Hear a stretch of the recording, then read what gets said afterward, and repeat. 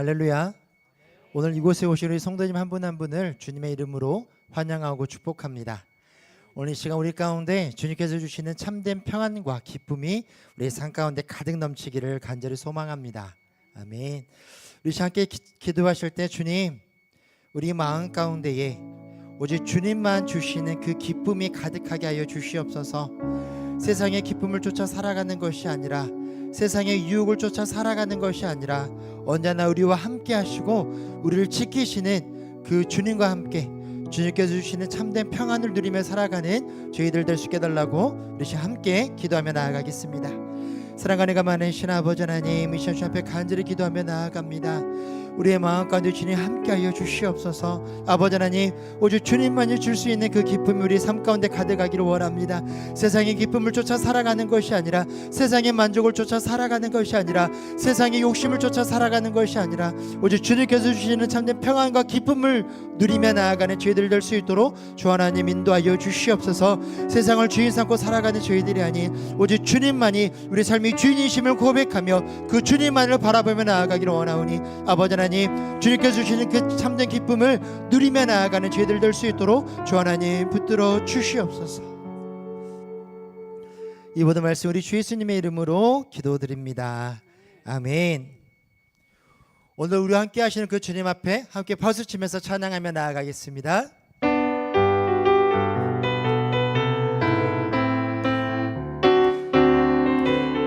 내가 매일 기쁘게 순례의 길 행하며 주의 팔이 나를 안보하며, 내가 주의 큰 복을 받는 참된 비결이 주의 영이 함께. 다시 한번 고백할까요? 내가 매일 기쁘게 순례의 길 행하며 주의 팔이 나를 안보하며, 내가 주의 큰 복을 받는 참된 비결은 주의 영이 함께하니. 성령이 계시네. 할렐루야 함께하시네. 좁은 길을 걸으며 밤낮 기뻐하는 것 주의 영이 함께하니. 전에 죄에 빠져서 평안함이 없을 때 예수 십자가의 공로 힘입어 그 발 아래 엎드려 참된 평안 얻음이 주의 영이 함께함이라. 성령이 계시네. 할렐루야 함께하시네. 좁은 길을 걸으며 밤낮 기뻐하는 것 주의 영이 함께함. 나와 동행하시고 모든 염려하시니 나는 숲의 새와 같이 기쁘다. 내가 기쁜 마음으로 주의 뜻을 행하며 주의 영이 함께하니. 성령이 계시네. 할렐루야 함께하시네. 좁은 길을 걸으며 밤낮 기뻐하는 것 주의 영이 함께하니. 성령이 계시네. 할렐루야 함께하시네. 좁은 길을 걸으며 밤낮 기뻐하는 것 주의 영이. 4절 고백합니다. 세상 모든 욕망과 나의 모든 정욕이 십자가의 이미 못을 나갔네. 모든 날이 지나고 무거운 짐 벗으니 주의 영이 함께함이. 성령이 계시네. 할렐루야 함께하시네. 좁은 길을 걸으며 밤낮 기뻐하는 것 주의 영이 함께함이. 성령이 계시네. 할렐루야 함께하시네. 좁은 길을 걸으며 밤낮 기뻐하는 것 주의. 다시 한번 고백합니다. 성령이 계시네. 할렐루야 함께하시네. 좁은 길을 걸으며 밤낮 기뻐하는 것 주의 영이 함께함이라. 찬양받게 합당하신 주님 앞에 영광의 박수 올려드리겠습니다. 아멘.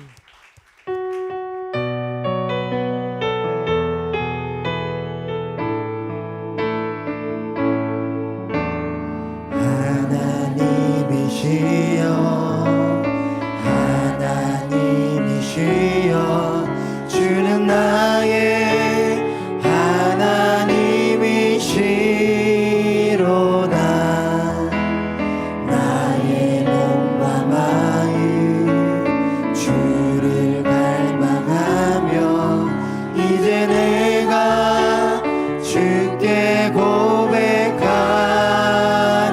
말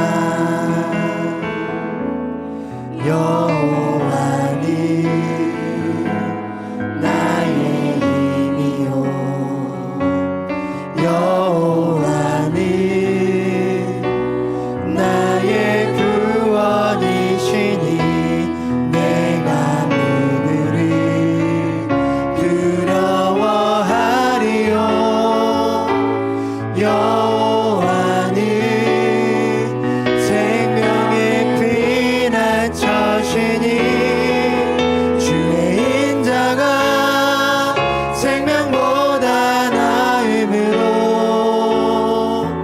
내 입술이 여호와를 찬양하리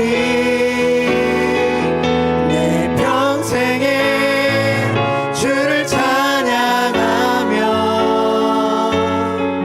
주의 이름으로 내 손 들리라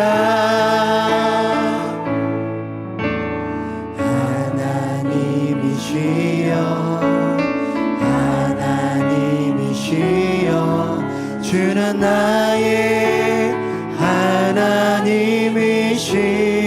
하나님이시로다 나의 몸과 마음 주를 갈망하며 이제 내가 주께 고백하는 말 여호와는 나의 힘이요 여호와는 나의 구원이시니 내가 누구를 두려워하리요 여호와는 생명의 피난처시니 주의 인자가 생명보다 나음으로 내 입술이 여호와를 찬양하리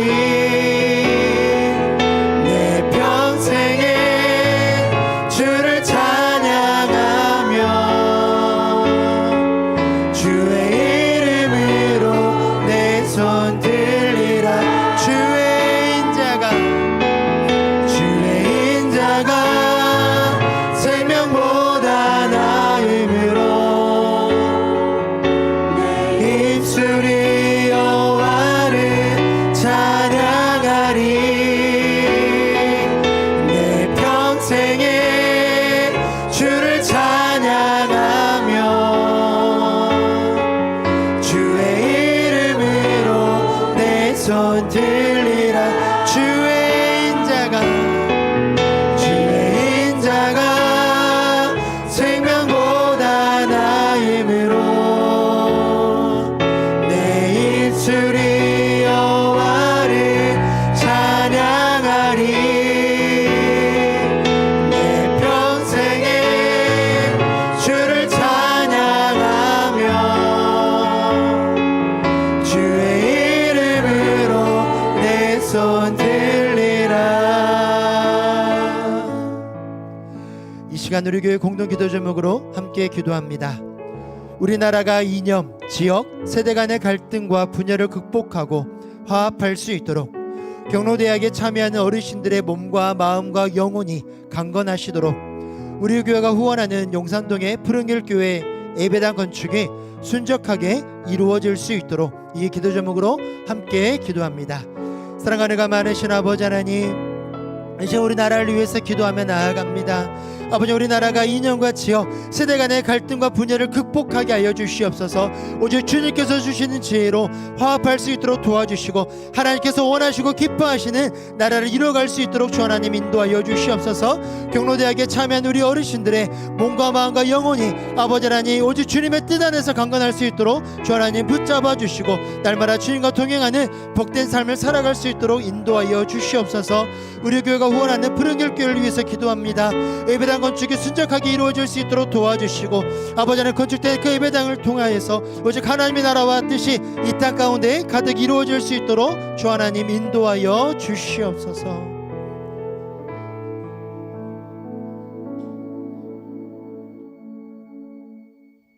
영광과 찬양을 받기에 합당하신 하나님 아버지, 오늘 또 저희들을 은혜의 자리로 불러주셔서 감사합니다. 주님, 저희를 날마다 인도하시고 보호하시는 그 사랑에 감사합니다. 이 시간 우리의 마음을 깨끗하게 하시고 우리의 뜻을 온전히 따를 수 있도록 우리의 영혼을 새롭게 하여 주시옵소서. 저희들 세상 속에서 살면서 하나님의 기쁘신 사랑하심과 긍휼하심을 바라보지 못하고 세상의 욕심만을 바라봤던 저희들의 죄와 허물을 이 시간 주의 보혈로 십자가의 앞에 내려놓사오니 불쌍히 여기시고 긍휼히 베풀어 주시옵소서. 하나님 구하옵니다. 이 나라 민족을 불쌍히 보시어 유정자에게 서로 다툼이 아니라 서로의 이해와 협력으로 하나 되게 하사 강한 자가 약한 자를 지배하지 않게 하시며 하나님의 긍휼하심으로 배려하며 이 나라를 이끌어 나가게 하옵소서. 하나님, 주님 뜻으로 세우신 우리 교회가 천국의 통로가 되게 하시고 사랑을 실천하는 우리 모두가 되게 하옵소서. 하나님, 이 시간 말씀을 듣습니다. 말씀을 대언하신 이사야 목사님께 성령 충만함을 주시고 그 말씀을 듣고 저희들의 세상 속에 살면서 빛과 소금의 삶을 살게 하옵소서. 이 시간 찬양을 드리는 다드림 시온 찬양 대여 찬양을 기뻐 받으시고 주님 홀로 영광 받으옵소서. 우리를 구원하신 예수님의 이름으로 기도드립니다. 아멘. 주여 우리 기도 들으사 기억하시고 자비와 평강 내려주소서.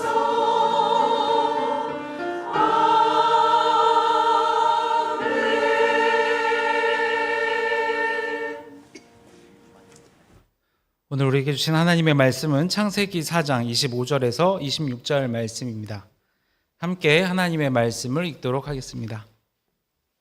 아담이 닭이 아내와 동침하매 그가 아들을 낳아 그의 이름을 셋이라 하였으니 이는 하나님이 내게 가인이 죽인 아벨 대신에 다른 씨를 주셨다 함이며 셋도 아들을 낳고 그의 이름을 에노스라 하였으며 그때의 사람들이 비로소 여호와의 이름을 불렀더라. 아멘.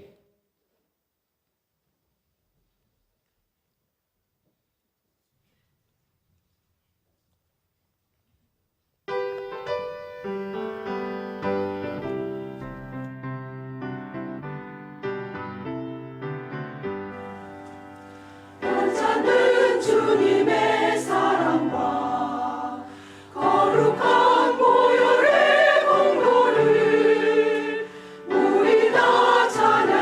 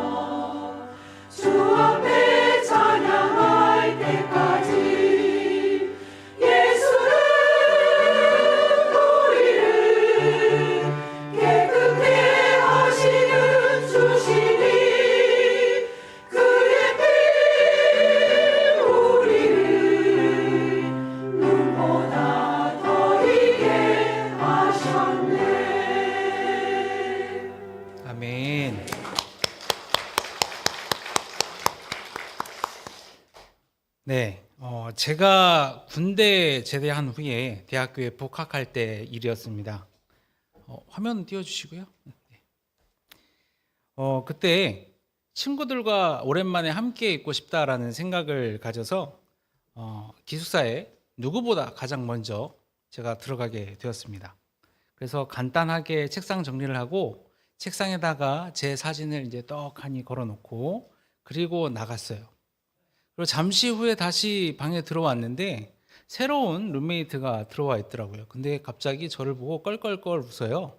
그래서 왜 웃냐고 물어보니까 여러분들 보시기에 제 얼굴이 큽니까 작습니까? 조망만 하죠. 주먹이 단지 클 뿐이죠.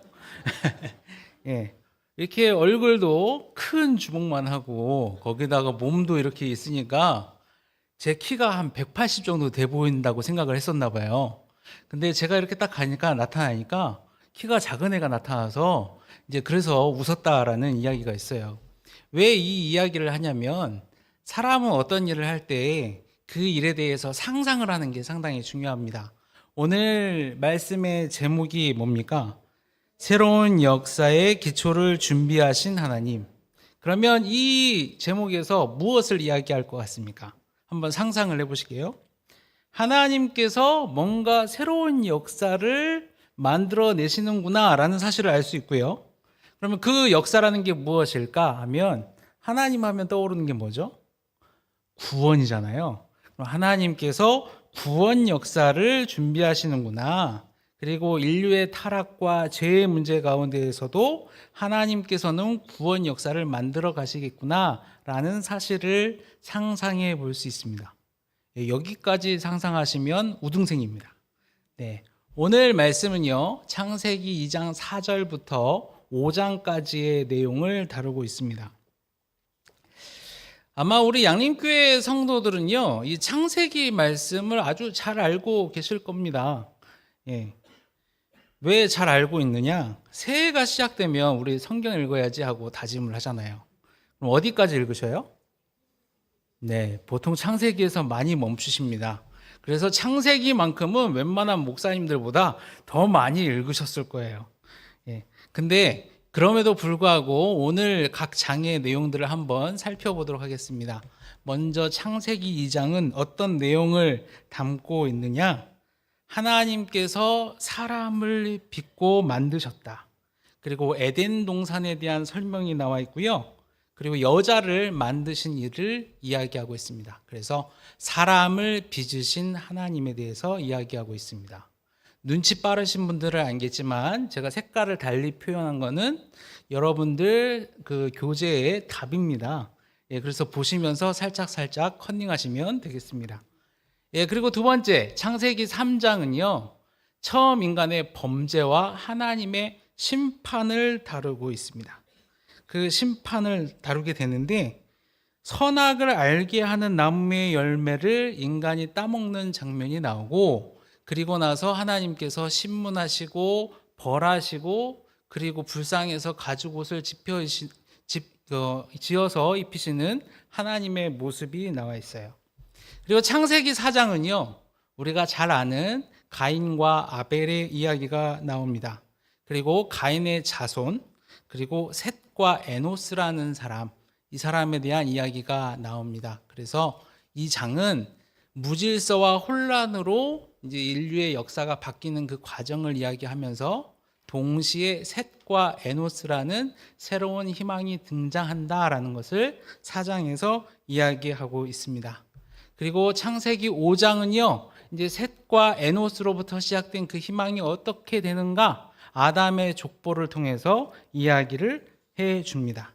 이것이 오늘 우리가 다룰 창세기 2장부터 5장까지의 간략한 내용이 되겠습니다. 자, 그러면 우리가 창세기 2장 4절을 딱 읽을 때요. 읽으면서 갑자기 질문이 생기게 됩니다. 읽다 보면 어따 이거 참 신기하네 라는 말이 툭툭 튀어나올 수밖에 없는 상황이 생겨요. 왜냐하면 분명히 우리가 창세기 1장을 읽었을 때요. 하나님께서 뭘로 창조를 하셨다고 하셨죠? 말씀으로 창조하셨다고 하셨습니다. 말씀으로 딱 창조를 하셨고 그것도 질서 있게 창조하셨어요. 첫째 날 뭘 만들었어요? 예, 빛을 만드셨어요. 그리고 일곱째 날 뭐 하셨죠? 예, 첫 번째 날부터 일곱째 날까지 순서대로 딱딱딱 말씀으로 창조를 다 하셨습니다. 근데 갑자기 2장 4절을 보면은요, 이상한 구절이 시작이 됩니다. 뭐라고 시작이 되냐? 하나님께서 땅과 하늘을 만드신 날에 라고 이렇게 이야기를 하게 됩니다. 그러면 땅과 하늘을 만든 날, 1장과 연결시켜보면 땅 며칠 날 만들었어요? 예? 셋째 날. 그리고 하늘, 궁창을 나눌 때 둘째 날. 그러면 이 말은 땅과 하늘을 창조할 때 셋째 날하고 둘째 날 사이에 하나님께서 사람을 창조했나? 라는 질문이 또 생길 수가 있습니다. 이 구절을 읽다 보면. 거기에 또 참 신기한 게요. 분명히 1장에서는 말씀으로 창조하셨다고 하는데 2장을 보면은 뭐라고 나오냐면 흙으로 사람을 어떻게 했다고요? 예, 빚었다, 만들었다 라고 나옵니다. 빚으려면 뭘 써야 돼요? 예? 손을 써야 되잖아요. 말씀을 통해서 창조를 했다는데 신기하게 손을 썼다라고 나와 있습니다. 그래서 이거 무슨 얘기지? 왜 창세기가 1장, 2장 내용이 달라? 라는 생각을 하게 됩니다. 그래서 옛날 신학자들은요, 이거를 보면서 왜 이렇게 성경이 써있을까 연구를 했어요. 그래서 어떻게 결론을 내렸느냐? 옛날 신학자들은 하나님에 관한 이야기들을 수집하는 과정에서 두 가지 이야기가 있었고 이 두 가지 이야기가 합쳐지는 과정에서 1장과 2장이 생겼구나 라고 생각을 했어요. 그렇게 생각을 했는데 이 생각을 하면은 안 좋은 점이 하나 있어요. 뭐냐면 하나님의 창조가 우리의 신앙 가운데 확실히 받아들이는데 약해지는 측면이 생깁니다. 그래서 요즘 신학자들은 어떻게 생각을 하냐 하면은요, 이 창세기가 예전에 만들어지고 우리에게 전달되는 그 과정들 가운데서도 하나님의 놀라운 역사가 있었을 것이다 라고 생각을 하면서 이 이야기가 합쳐진 과정에도 하나님의 놀라운 역사가 있을 것이다 라고 생각을 했어요. 그래서 이 이야기를 통해서 어떻게 받아들이냐면 하나님께서 창조를 하실 때 가장 심혈을 기울이고 그리고 가장 하나님답게 만든 존재가 바로 하나님이시다라는 사실을 우리에게 말해주기 위해서 이 창세기는 이런 창조의 과정을 말하고 있다라고 관점의 전환을 해서 우리에게 설명을 해주고 있습니다. 또한 목사님께서 지난주에 설명하신 대로 하늘과 땅의 창조라고 했다가 다시 땅과 하늘의 창조라고 한 이유는 바로 땅에 관련된 사람에 대한 관점을 다시 한번 이 장에서 부각한다라고 보시면 되겠습니다. 그래서 이 장은 하나님께서 심혈을 기울인 인간에 대해서 잘 알아볼 수 있는 장이다라고 아시면 되겠습니다. 그렇다면 성경이 말하는 인간은 어떤 존재일까에 대해서 살펴보도록 하겠습니다. 창세기 2장 7절에 보면은요, 사람은 뭘로 만들었다고요? 흙으로 만들었대요. 흙은 어디 있습니까? 땅에 있어요. 땅과 관계가 있는 존재가 바로 사람이라는 사실이에요. 그래서 사람은 땅에 의존해서밖에 살 수 없는 존재, 그래서 연약하고 유한한 존재가 바로 사람이다라는 사실을 알 수가 있습니다. 그리고 두 번째, 7절 말씀에 또 하나님께서 생명의 기운, 두 글자로 뭐라고요? 생기를 불어넣었다라고 되어 있습니다. 하나님께서 흙에 불과한 사람에게 생기를 불어넣어서 사람이 됐대요. 그 말인즉슨 이 사람의 주인이 누구라는 이야기입니까? 네. 인간의 생명의 소유권은 사람한테 있는 것이 아니라 하나님께 있다라고 할 수가 있습니다. 그리고 7절 말씀을 계속해서 보면은요, 생기를 불어넣은 사람이 무엇이 되었대요? 무엇이 되었죠? 생령이 되었대요. 생령, 말이 어렵죠. 생령. 육하고 영이 함께 묶여 있는 존재가 되었다라는 것을 말하고 있습니다. 그래서 사람은 영혼과 육체를 갖고 있는, 하나님의 생명을 갖고 있는 전인적인 존재다라는 사실을 이야기하고 있습니다. 그리고 이러한 사람을 만드는데요, 하나님께서 15절에 명령을 하십니다. 이 사람 보고 뭘 하라고 하냐면 에덴을 지키라라고 명령하고 있어요. 에덴을 지키라. 그렇다면 에덴은 무엇인가? 히브리어로 에덴이라는 말은 기쁨과 즐거움을 이야기합니다. 하나님께서 만들어 온 창조 세계, 모든 것이 조화롭고 아름다운 세계, 그 안에서 기쁨을 간직하고 있는 그 존재, 그 사람이 이 에덴 동산에 살면서 기쁨과 즐거움, 하나님과 동행하며 그 기쁨과 즐거움을 지켜가도록 만드는 존재가 바로 사람이다라고 이야기를 하고 있고요. 또 거기다가 15절에 뭐라고 얘기하냐면 이 에덴을 가꿀 때 어떻게 하라고 했냐면 경작과 지키다라는 명령을 하나님께서 합니다.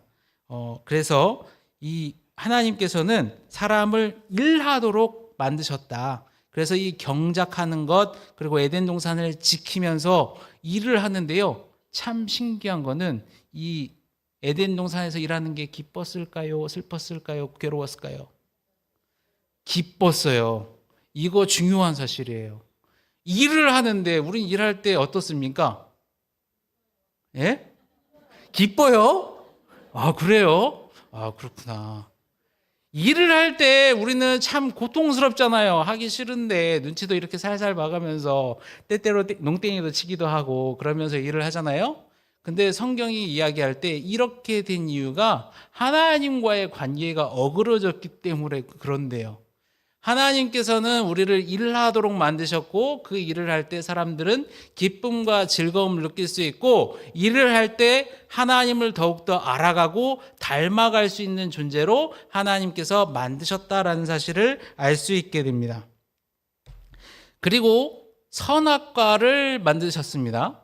선과 악을 알게 하는 나무의 열매를 또 하나님께서 만드셨어요. 궁금증이 생깁니다. 왜 하필 하나님 이런 걸 만들어가지고 말이야, 이런 생각을 하는데, 이것은 하나님께서 사람들에게 징계를 내리기 위해서 한 게 아니라 하나님과 사람의 선을 만들어 놓으신 거예요.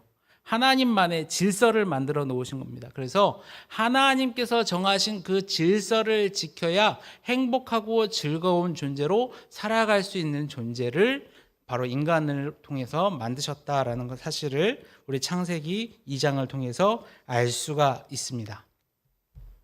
자, 그러면 이제 여성과 가정에 대해서 알아보도록 하겠습니다. 자, 성경을 보면은 여성에 대해서 친화적인 것 같습니까? 아니면 배척하는 것 같습니까? 배척하는 것 같아요. 야, 우리 교회 수준이 이렇게 높습니다. 근데 자세히 살펴보면 또 그렇지만도 않아요. 자, 20절 말씀을 보면은요, 하나님께서 인간을 창조하실 때 제일 마지막 완성으로 누구를 만들었어요? 네, 여러분들은 인간 창조의 완성입니다. 네. 제가 결혼 생활을 하고 있는데요, 저희 집사람 성격은 상당히 꼼꼼합니다. 그리고 저의 성격은 여러분들이 좀 아시는 분도 아시겠지만 약간 덜렁덜렁거려요. 네. 그래서 가끔은 그런 생각을 합니다. 아, 둘이 잘 만났다. 그래서 둘이 만나서 결국 한 사람 몫을 하는구나 라는 생각을 하거든요. 마찬가지로 사람의 창조는요, 남성과 여성이 만나서 이렇게 하나가 됨으로써 진정한 창조의 완성이 된다라는 사실을 알 수 있습니다. 그리고 두 번째, 하나님께서 남자와 남자를 만드시지 않았어요. 남자와 여자를 만드셨습니다. 예. 어느 한 사람이 떨어지는 존재가 아닙니다. 옛날에 설교가들은 이렇게 얘기를 했습니다. 설교할 때, 여성분들을 만들 때는 남자의 갈빗대를 하나 탁 뽑아가지고 하나님께서 만드셨고, 그다음 나머지는 다 살로 채우셔서 여성의 살이 부들부들한 이유가 그거예요 라고 얘기를 하시고, 그렇기 때문에 여성분들이 조금 모자라요 라고 얘기를 하시기도 했어요. 근데 그게 아니고요. 이 갈빗대라는 말은 히브리어로 첼라라는 말인데 생명을 뜻하는 단어입니다. 그리고 남자가 뭔가 대단한 거 준 것 같죠? 갈빗대를 줬기 때문에. 근데 그때 남자가 한 행동은 무엇이었습니까? 여자를 만들 때? 네? 뭐 했어요? 잤어요. 남자가 한 일 하나도 없어요. 예. 그래서 남자가 우위에 있다라는 것을 설명할 수 있는 근거가 되지 못합니다. 그래서 남자와 여자는 동등한 존재이다. 그러나 하나님께서는 따로 만드셨고 합하게 만드셨기 때문에 구별된 존재이다. 현재 인권이 막 발달하면서 생겨나는 여러 가지 문제들 있죠. 그 문제들은 하나님 보시기에 바람직하지 못하다라는 사실을 이 말씀을 통해서 또한 알 수가 있습니다. 그리고 하나님께서요, 창조의 완성을 하실 때 여자를 만드셨지만 그 여자를 통해서 만들고자 했던 게 있습니다. 뭘 만들고자 했냐? 바로 가정 공동체를 만들고자 하였습니다. 우리는 이 사실을 주목할 필요가 있어요. 하나님께서 만드실 때요, 창조의 완성으로 만드실 때 다른 것을 만드시려고 했던 게 아니라 바로 가정 공동체, 올바른 가정 공동체를 만드시려고 하셨다. 그래서 이를 통하여서 사람들에게 공동체성과 사회성을 가지게 하였다. 이것이 아름다운 가정의 모습이고 바른 가정의 모습이다라는 것을 이야기해주고 있습니다. 이것이 하나님 보시기에 올바르고 아름다운 것입니다. 세상에서 이야기하는 다른 것이 올바르고 아름다운 것이 아니라요, 이것이 바로 하나님 보시기에 올바르고 아름다운 것이다라는 사실을 알아주셨으면 합니다. 자, 이제 제가 신학교를 다닐 때 가장 많이 했던 질문 가운데 하나예요. 하나님께서 세상 모든 것들을 만드셨잖아요. 뱀은 누가 만들었어요? 하나님이 만들었어요. 근데 그 뱀이 누구를 꼬셔요? 사람을 꼬십니다. 하와를 꼬셔요. 그래서 하나님과 다투게 하고 타락하게 만듭니다.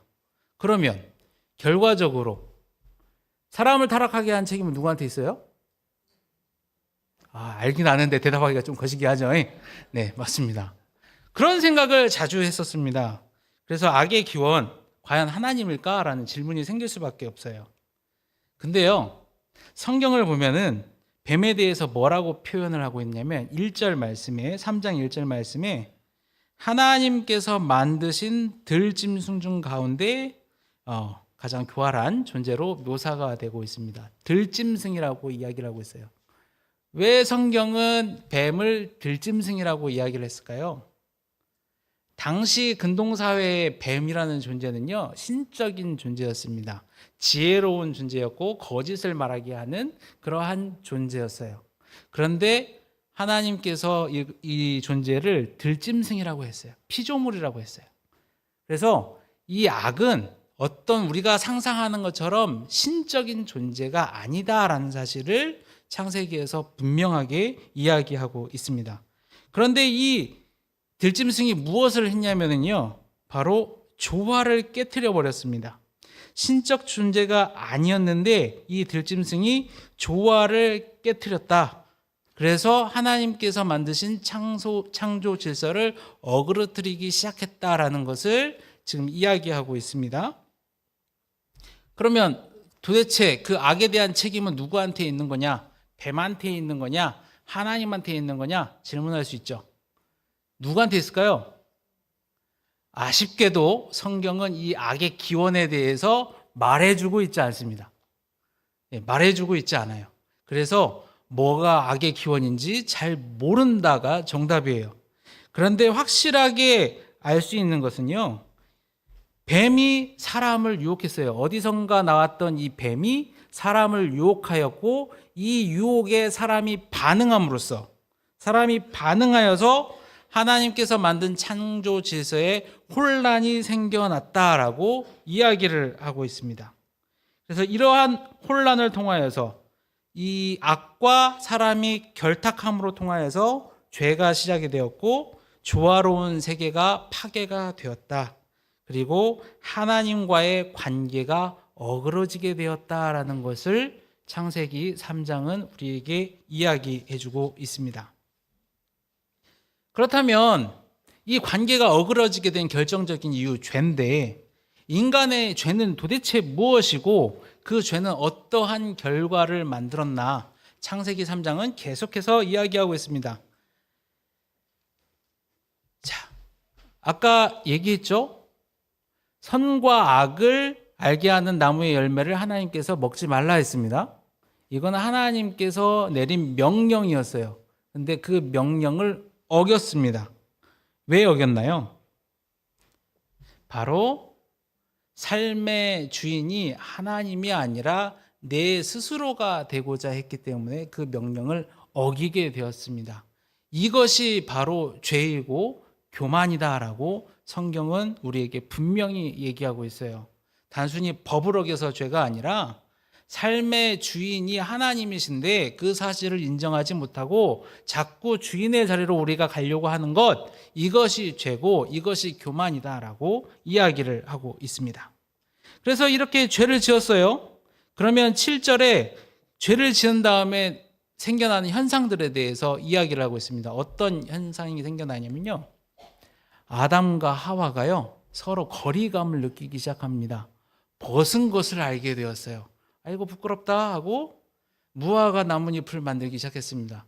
사실 다 알고 있거든요. 벗은 모습이 어떻게 생겼는지 다 알고 있어요. 근데 막 가려요. 거리를 둬요. 바로 치밀했던 관계에 거리감이 생기게 되었습니다.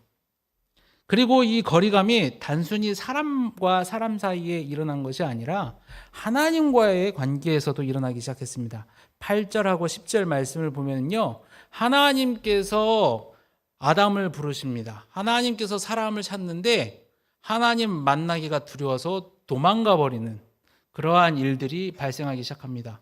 그 전까지는 사람이요 하나님과 너무나 친하게 지냈어요. 행복하게 지냈어요. 근데 그 행복하게 지냈던 그 존재 하나님이 두려워지기 시작한 일이 발생을 하기 시작했어요. 그래서 하나님과의 친밀한 관계가 깨지기 시작했습니다. 그리고 19절 이제 말씀을 보면 조화로운 세계가 이제 파괴가 되기 시작하는데요. 어떻게 조화로운 세계가 파괴가 되기 시작하냐면 하나님께서 이제 아담한테 물어봅니다. 너 도대체 왜 그랬어? 라고 물어보니까 아담이 뭐라고 합니까? 예, 하나님, 당신이 만드신 그 하와 때문에 그래요. 하와한테 물어봅니다. 너 도대체 왜 그래?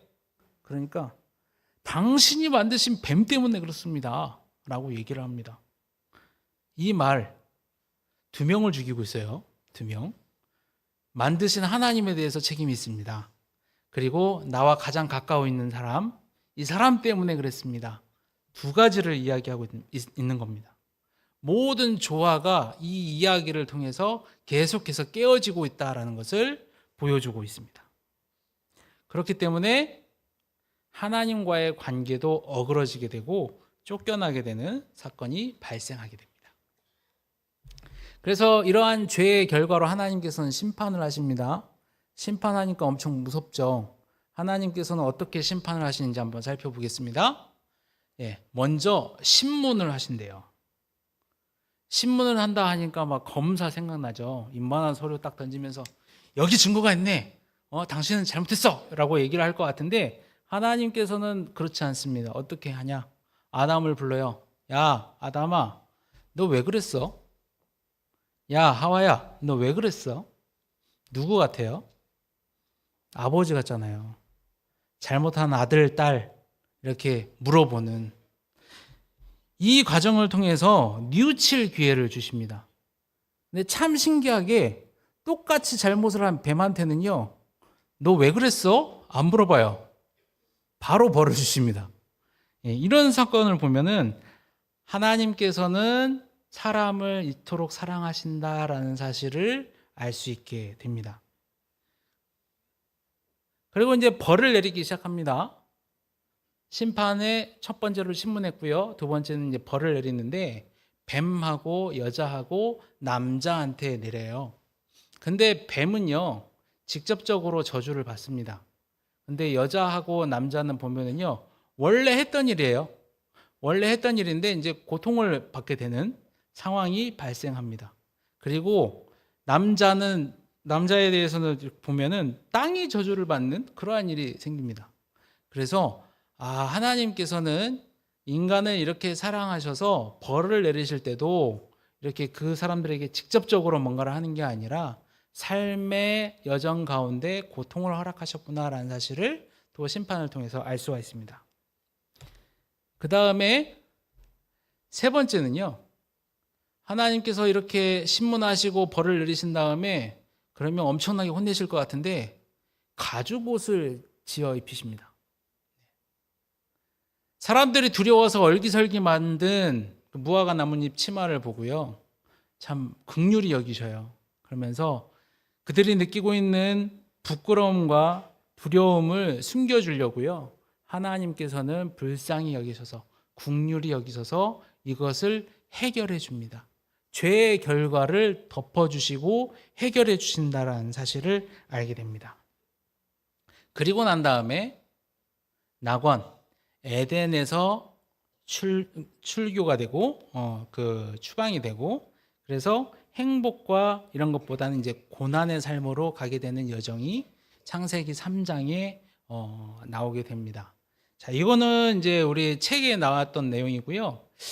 제가 개인적으로 이렇게 봤을 때 24절 말씀을 보면은 하나 조금 생각해 볼 만한 문제가 있겠다 싶어서 말씀을 드립니다. 우선 생명나무의 길을 하나님께서 지킨다라는 이야기가 나옵니다. 생명나무의 길을 지킨다. 사실 사람을 에덴에서 추방해 버렸으면 에덴에 있는 모든 것들을 하나님께서 파괴하시면 되잖아요. 근데 왜 생명나무에 이르는 길을 하나님께서는 지키셨을까라는 질문이 생겼어요. 그래서 그 질문에 대해서 제 스스로 해석하는 것은, 나중에 하나님께서 구원의 길에 합당한 사람들이 되었을 때 다시 그 길을 통해서 구원의 길로 올 수 있게 하나님께서 생명나무의 길을 지키시지 않았을까라는 그러한 생각을 해봅니다. 자, 이제 가인과 아벨 이야기로 넘어갑니다. 가인과 아벨 이야기 4장의 내용인데요. 가인과 아벨 이야기를 할 때마다 가장 논란이 되는 게 있어요. 가인과 아벨 같이 제사를 드렸는데 왜 하나님께서는 아벨의 제사만 받으셨을까라는 질문입니다. 왜 그랬을까요? 예, 저는 그 질문을 누가 하면 하나님 맘이지라고 얘기를 합니다. 예, 하나님 맘 맞잖아요. 근데 조금 더 이제 그 생각하기 원하시는 분들은 이런 얘기를 해요. 하나님께서는 그 목축을 하는 이스라엘 백성들의 하나님이시기 때문에 아마 육식을 좋아하셨을 거야. 그래서 피의 제사를 드린 아벨의 제사만 받았을 거야 라고 이야기를 하는 사람이 있어요. 또 그리고 이스라엘 백성들이 유목민족이었기 때문에 그들의 편을 들어주셨을 거야 라고 이야기를 합니다. 근데 정답은 히브리서 11장 4절 말씀 상반절 말씀에 나와 있는데요. 제가 읽어드릴게요. 믿음으로 아벨은 가인보다 더 나은 제사를 하나님께 드림으로 의로운 자라 하는 증거를 얻었나니. 아멘. 무엇으로 예배를 드렸다고요? 예, 믿음으로. 아벨이 바친 그 제물은요, 온전한 믿음으로 드린 제물이었고 하나님을 경외하는 신앙을 온전히 표현한 제사였기 때문에 하나님께서는 이 제사를 받으셨다라는 사실을 알 수가 있습니다. 그래서 이러한 일을 잘 겪었으면은 가인도 아벨을 본받아서 하나님께서 원하시는 그 삶을 살면 되는데, 사람의 삶이 그런가요? 누가 잘 되면 괜히 배 아프고 또 하나님께서 나 인정 안 해주는 것 같으니까 화가 나잖아요. 그런 것처럼 가인도 이제 화를 내서 여러분들이 아시는 것처럼 범죄를 저지르게 됩니다. 여기서 이제 인간의 이제 두 번째 범죄가 시작이 되는데요. 첫 번째 범죄는 하나님께서 정한 선을 어그러뜨린 아담의 범죄였어요. 근데 두 번째 범죄는 살인입니다. 네. 죄 질이 가벼워요, 무거워요? 네. 점점 더 무거워지고 있어요. 죄질이 점점 더 무거워지고 있는데 왜 이게 무거운 벌이냐? 생명은 아까 누구의 것이라고 얘기했습니까? 예, 하나님의 것이에요. 하나님의 소유인 생명을요, 사람이 자기 마음대로 그것을 없애버린 사건이 바로 가인의 범죄의 사건입니다.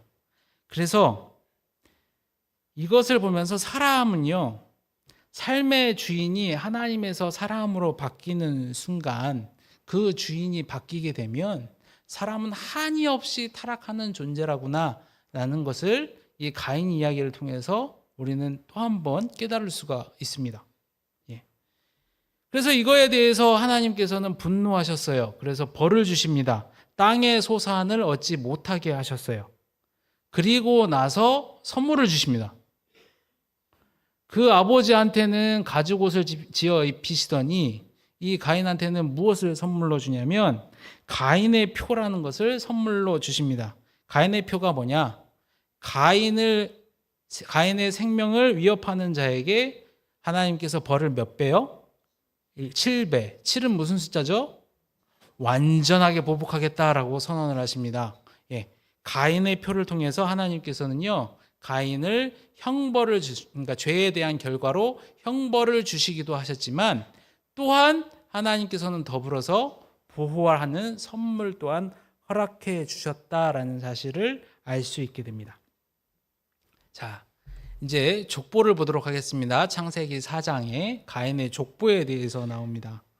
자, 이 족보는요, 무질서의 역사예요. 하나님을 떠난 사람들이 어떻게 살아가는가에 대한 역사를 가인의 족보는 다루고 있습니다.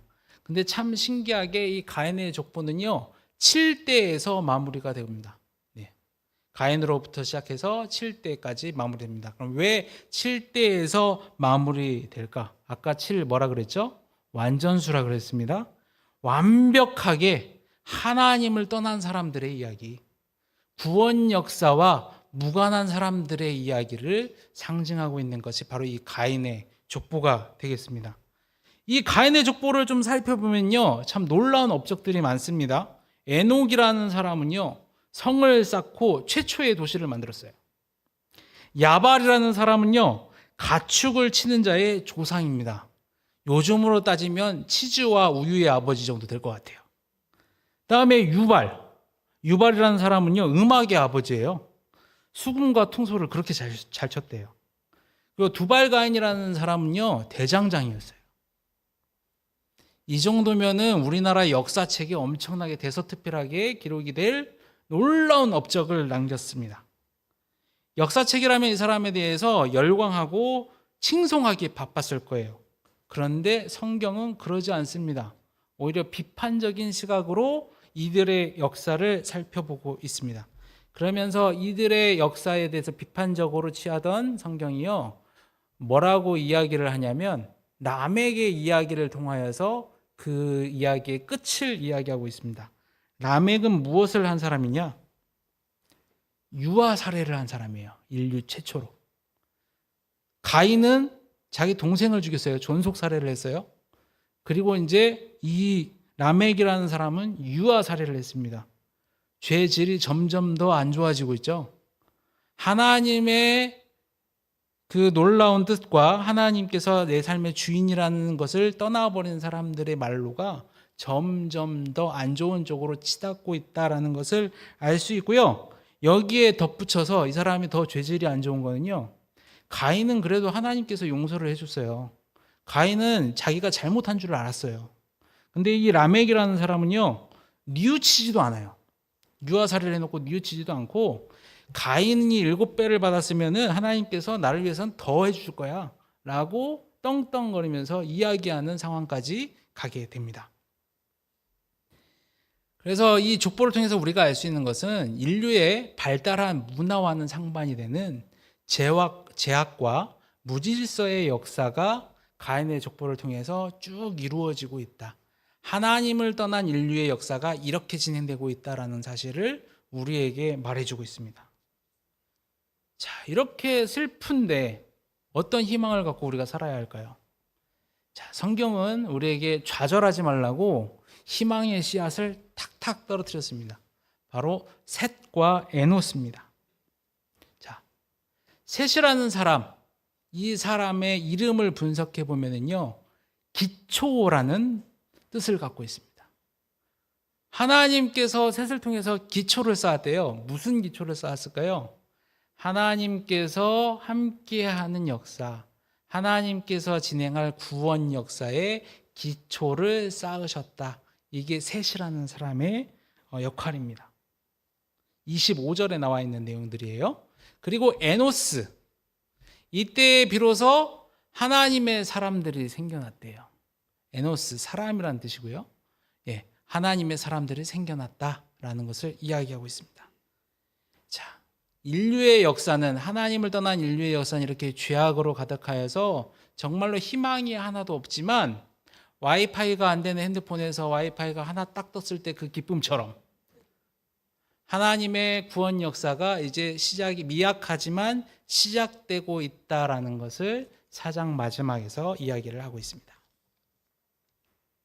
자, 이제 창세기 5장으로 갑니다. 새로운 역사가 시작이 되는데요. 바로 아담의 족보에 대해서 이야기하고 있습니다.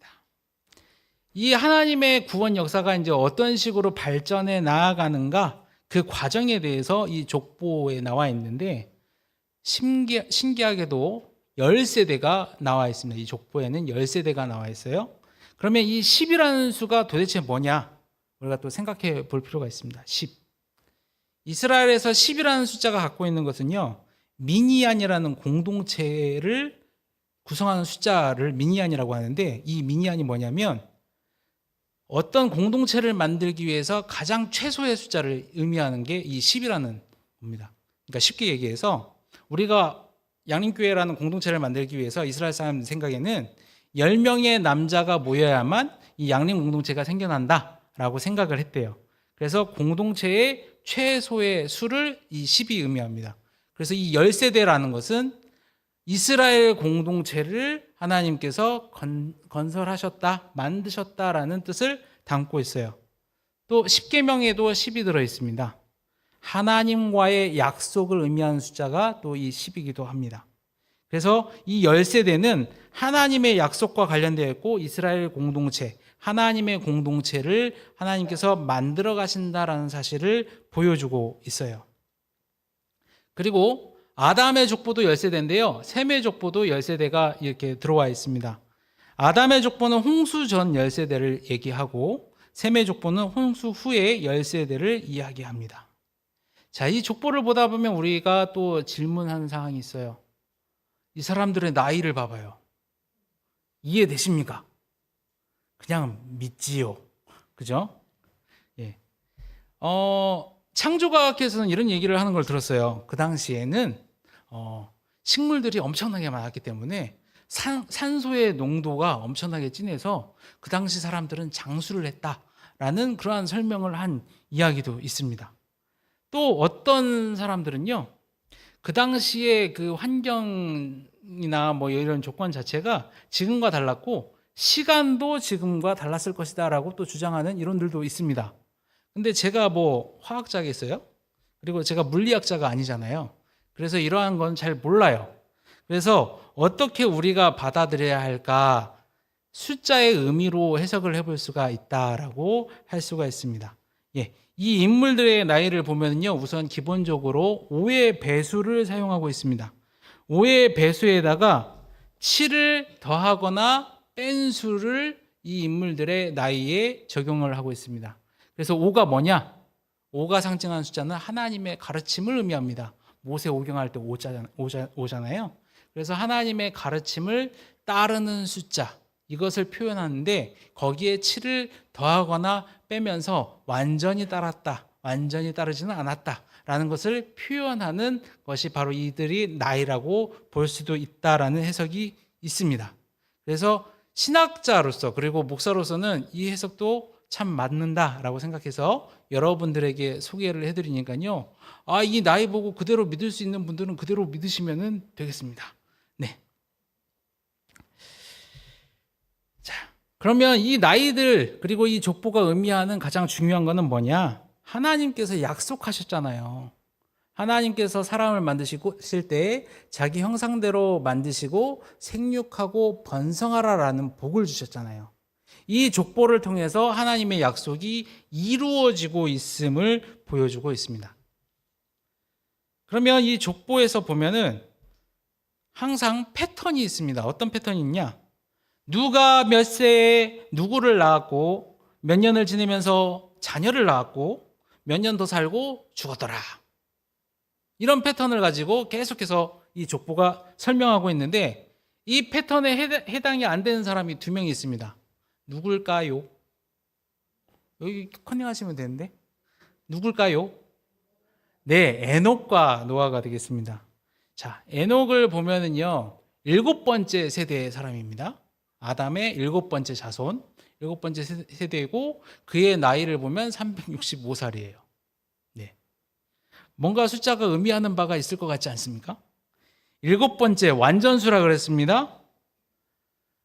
이 하나님의 말씀을 따르고 하나님을 경외하고 하나님을 주인으로 섬겼던 사람들의 7번째 세대 완전한 그 때에 이르렀을 때 에녹이라는 사람이 등장을 했고 이 사람이 365세 완벽한 인생을 살았다라는 것을 이 세대와 나이로 보여주고 있습니다. 그래서 에녹이라는 사람은 완전한 세대와 완전한 삶을 산 사람으로 우리가 볼 수가 있고요. 그래서 그 사람의 삶은 악에 물들지 않고 신앙의 정절을 지키며 살았다라는 사실을 또한 알 수가 있습니다. 그래서 정말로 최초의 아담처럼 하나님과의 교제를 통해서 하나님의 기뻐하심을 발견하였고 죽음을 보지 않고 하나님께서 데려가신 인물로 이 성경은 이야기하고 있습니다. 그리고 2번째 패턴이 달랐던 노아에 대해서 살펴보도록 하겠습니다. 노아라는 사람은요, 홍수 전 마지막 세대의 사람입니다. 10세대의 사람입니다. 자, 10세대. 하나님과의 약속을 입은 세대를 의미하겠죠. 10세대. 자, 이 10세대의 노아는요, 누구의 아들이냐면 라멕이라는 사람의 아들이었습니다. 라멕은 비탄하는 자라는 뜻을 가진 사람이에요. 이 비탄했던 이 사람의 아들로 태어났는데 이 사람이 라멕이 뭐라고 얘기를 하냐면 노아의 이름을 지을 때 여호와께서 땅을 저주하심으로 수고롭게 일하는 우리를 위로하시기 위해서 이 노아를 통해서 위로하시기를 원합니다 라고 이야기를 하는 장면이 29절에 나옵니다. 그런 걸 통해서 보면은 이 라멕이라는 사람은 하나님을 떠나서 힘들고 지친 이 세대를 보면서 하나님의 임재를 기다리면서 한탄했던 사람이 이 라멕이라는 사람이라는 것을 알 수 있고 이 한탄한 사람 다음에 등장하는 이 노아를 통해서 하나님께서 약속을 주신다, 하나님께서 위로를 주신다, 하나님께서 안위를 주신다라는 것을 알 수가 있게 되는 것입니다. 그래서 하나님의 위로와 구원을 기다리고 있는 사람을 나타내는 것이 이 라멕이라는 사람이고 이 노아를 통해서 그 약속이 나타나게 된다라는 사실을 또한 알 수가 있게 됩니다. 자, 제가 30분까지 마치려고 했어요. 그래서 29분입니다. 그러면서 정리하도록 하겠습니다. 오늘 뭘 배웠는지 우리가 다시 한번 봐야겠죠. 자, 인간에 대해서 우리가 배웠습니다. 인간은 누구의 것입니까? 하나님의 것입니다. 그리고 하나님과 연결된 영과 육이 있는 존재가 바로 인간입니다.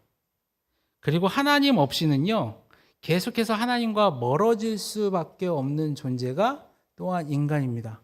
우리는 결코 잘나지 않았어요. 하나님 안에 있어야만 우리가 참 사람이 될 수가 있습니다. 2번째, 죄는 무엇인가? 죄는 스스로 주인이 되고자 하는 마음이다. 그래서 이 죄 때문에 세상 모든 것과의 관계, 피조물끼리의 관계가 무너졌고, 그리고 죄에는 결과가 있어서 멀어지고 그리고 두려워하는 여러 가지 결과들이 나오게 된다. 그럼에도 불구하고 이러한 죄 때문에 하나님께서는 인간과 멀어졌지만 하나님께서는 구원의 길을 준비하고 계신다라는 사실을 우리는 알 수가 있습니다. 자, 그리고 하나님의 구원 역사는 긍휼히 여기시는 그러한 하나님께서 긍휼히 여기셨기 때문에 비로소 시작되는 구원의 역사인 거고, 새로운 기초를 통해서 다시금 인류의 여러 가지 아픔과 어려움 속에서 새로운 기초가 쌓여갔고, 그리고 하나님께서 하나님을 경외하는 사람들을 통해서 하나님의 응답하심으로 말미암아 계속해서 이어지고 있다라는 사실을 이 장을 통해서 정리해 볼 수 있겠습니다. 네, 피곤하신 시간인데 집중해 주시느라 감사합니다. 기도하겠습니다.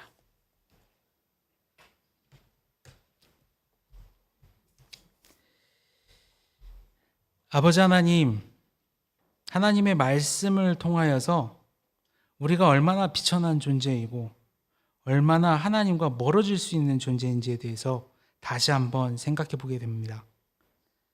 이런 부족한 우리의 삶 가운데 아버지 하나님 임재하여 주시옵소서. 하나님과 더불어 새로운 역사, 구원 역사를 만들어가는 저희들이 될 수 있도록 날마다 인도하여 주시옵소서. 감사드리며 예수님 이름으로 기도합니다. 아멘. 교회 생활 나누도록 하겠습니다. 이번 주 금요기도에 우리 교회가 도울 푸른길 교회 오현철 목사님을 모시고 기도 정병단과 함께하는 금요기도회로 드리겠습니다. 고난주간 특별 새벽기도회 4월 14일부터 4월 19일까지 진행하니까요, 약속 비워주시기 바랍니다. 수요기도회 후에 공동의회 있습니다. 2024년 결산 및 감사 보고의 건입니다. 기도하겠습니다.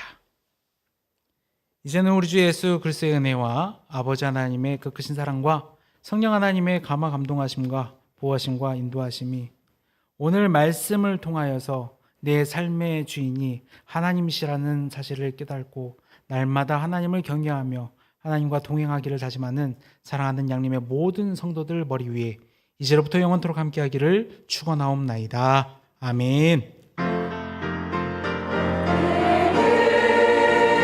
주의 나라 주의 권세 주의 영광이 아버지께 이사옵나이다. 아멘 아멘